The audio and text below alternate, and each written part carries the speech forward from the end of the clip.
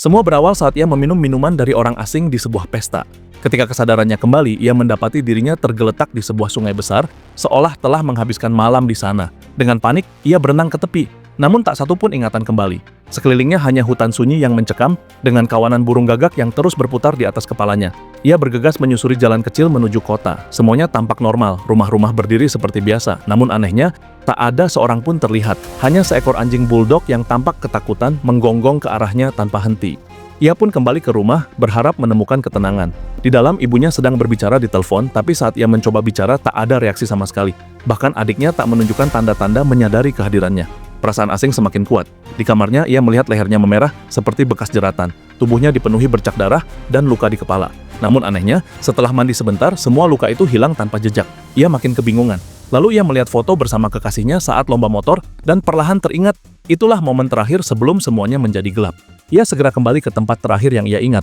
Namun tanpa ia sadari, apapun yang ia lakukan tak mengubah keadaan di sekitarnya. Setibanya di sana, ia mendapati keluarganya serta seluruh warga kota sedang mencarinya. Meski berdiri tepat di depan mereka, tak ada satupun yang menyadari kehadirannya. Harapan mulai pudar hingga seekor anjing peliharaan keluarga berlari mendekat seolah bisa merasakan keberadaannya. Ia pun menuntun anjing itu kembali ke tepi sungai, tempat ia pertama kali terbangun. Perilaku anjing yang tak biasa menarik perhatian semua orang. Mereka mengikuti ke sungai, dan di sanalah tubuh tak bernyawa itu ditemukan, tepat di bawah kerumunan gagak. Saat menatap wajah pucat itu, barulah ia menyadari semuanya telah berakhir. Ia sudah tiada. Namun panggilan pilu dari ibu dan ayah kandungnya membuatnya sulit untuk pergi. Ia berjalan perlahan ke tengah hutan, mencoba menerima kenyataan. Sebelum benar-benar meninggalkan segalanya, ia mendekat pada sang ayah untuk melihatnya satu kali lagi.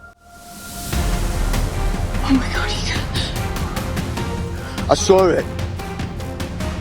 Can I take you down? I just want to be alone. I'm having a breakdown. Leave me alone.